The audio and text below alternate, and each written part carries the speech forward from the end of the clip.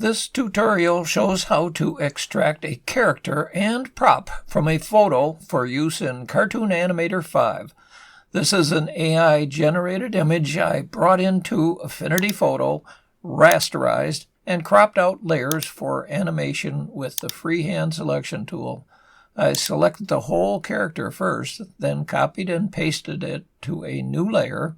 I hid the background, selected the new layer, and then cropped, copied, and pasted the arms, legs, body, and head. Note that I copied the left arm and leg to the right, so the arms and legs matched on each side. I cleaned up the edges with the eraser, which I could have done earlier. After that, I selected the original image and cloned the background to erase the character.